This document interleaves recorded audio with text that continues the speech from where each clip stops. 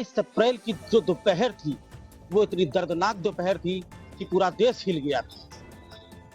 एक पिता के ऊपर सबसे बड़ा पहाड़ तब पड़ता है जब उसके नौजवान पुत्र की मौत हो जाती है, और तब और ज्यादा गुस्सा आता है जब धर्म पूछ करके गोली मारी जाती है। आज यहाँ पर हाथीपुर गांव में हम हैं और शुभम द्विवेदी के पिताजी के साथ हम बातचीत करेंगे कि आने वाले समय में सरकार से क्या उम्मीद करते हैं, किस तरह की अपेक्षाएं रखते हैं और क्या बड़ा कुछ होना चाहिए जिससे आतंकवाद का समूल नाश हो।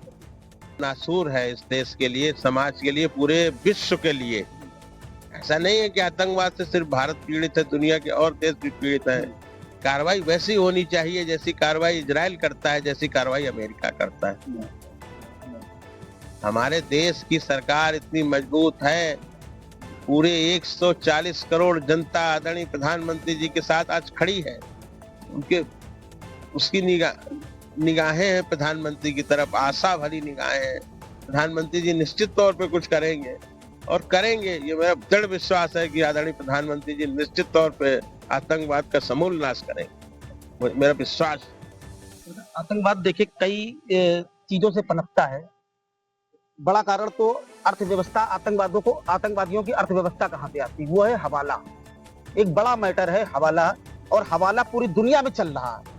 अब आप बताइए, हवाला को प्रधानमंत्री जी क्या रोक पाएंगे, क्या आतंकवाद को कैसे खत्म कर पाएंगे? आतंकवाद को प्रोत्साहित करने वाला, पालने वाला देश पाकिस्तान है।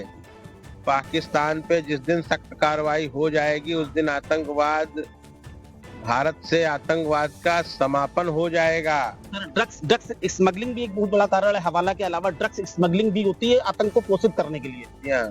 सही है आपकी बात, लेकिन आतंकवादी पैदा करने की फैक्ट्री है पाकिस्तान में।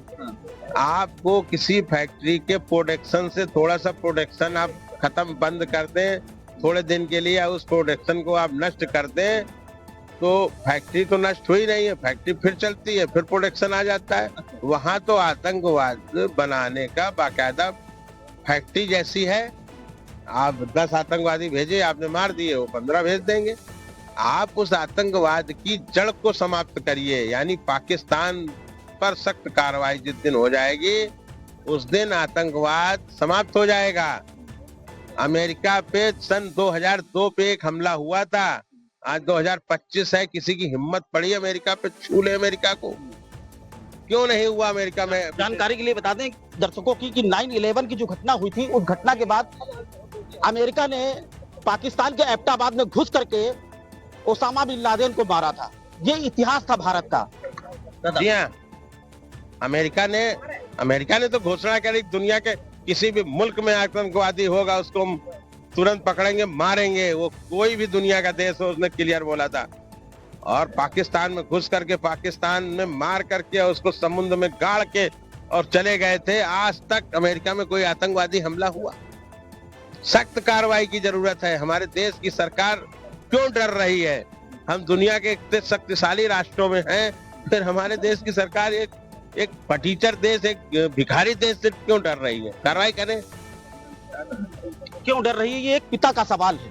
क्यों डर रही है सरकार, एक पिता का सवाल है। और एक सवाल ये भी है कि अमेरिका और इजराइल जैसी जो घटनाएं, जिस तरह से अमेरिका में घटना हुई और इजराइल में आतंकी हमला हुआ, उसका मुंह तोड़ जवाब उन देशों ने दिया। और आज हालात ये है कि आतंकवाद वहां पर अपने पैर पसार नहीं पा रहा है।